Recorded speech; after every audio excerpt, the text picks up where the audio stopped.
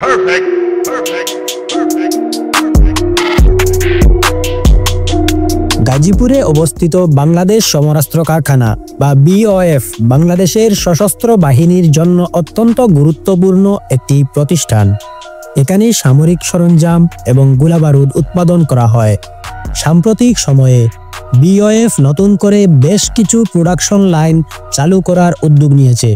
বিশ্বের বিভিন্ন দেশ থেকে ট্রান্সফার অব টেকনোলজি এর মাধ্যমে অত্যাধুনিক প্রযুক্তি এনে স্থানীয়ভাবে উন্নত সমরাস্ত্র তৈরির পরিকল্পনা বাস্তবায়ন করা হচ্ছে। বিগত কয়েক মাসে বিওএফ বেশ কিছু টেন্ডার ইস্যু করেছে।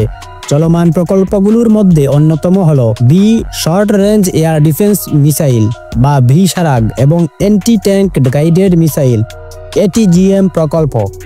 এগুলো নির্মাণের জন্য বিওএফ বিভিন্ন দেশের কোম্পানির কাছ থেকে এক্সপ্রেশন অফ ইন্টারেস্ট আহ্বান করেছে।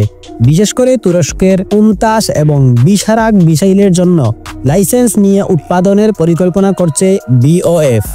তুরস্ক থেকে এ ধরনের লাইসেন্স নিয়ে কাজ করলে বাংলাদেশের প্রতিরক্ষা খাতে উল্লেখযোগ্য অগ্রগতি হবে। তুরস্কের সাথে বাংলাদেশের সামরিক সম্পর্ক বর্তমানে ইতিবাচক পর্যায়ে রয়েছে, যা এই ধরনের প্রকল্প বাস্তবায়নে সহায়ক হবে। এছাড়াও চীনের সহযোগিতায় বাংলাদেশ FM-16 ম্যানপেড মিসাইল তৈরির পরিকল্পনা করছে। এটি একটি third generation passive infrared man portable air defence system. চীনের সামরিক বাহিনীতে ব্যবহৃত এই মিসাইল বিভিন্ন যুদ্ধে সাফল্যের পরিচয় দিয়েছে। FM-16 ঈগল মিসাইল বাংলাদেশের জন্য একটি উল্লেখযোগ্য সংযোজন হতে পারে।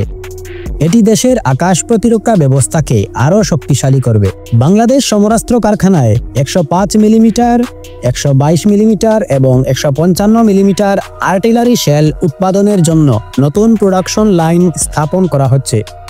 122 মিলিমিটার এবং 130 মিলিমিটার শেলের জন্য বিশেষ ফিউজ নির্মাণ প্লান্ট স্থাপনের কাজও শুরু করেছে। এছাড়া 40 মিলিমিটার অটোমেটিক গ্রেনেড লঞ্চারের জন্য গ্রেনেড প্রস্তুতকরণের পাশাপাশি আরপিজি শেল প্রোডাকশন এবং বিভিন্ন ধরনের ডিটোনেটর ক্যাপ তৈরির পরিকল্পনাও রয়েছে। হেভি মেশিনগানের জন্য 12.7 মিলিমিটার এবং 14.5 মিলিমিটার বুলেট তৈরি করা হবে। এতে দেশের সামরিক সরঞ্জাম উৎপাদন ক্ষমতা আরও বৃদ্ধি পাবে।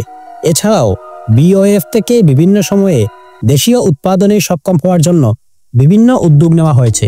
নতুন এই প্রকল্পগুলো বাস্তবায়নের মাধ্যমে দেশীয় প্রযুক্তি উন্নয়ন হবে এবং বাংলাদেশ প্রতিরক্ষা খাতে আরও স্বয়ংসম্পূর্ণ হয়ে উঠবে।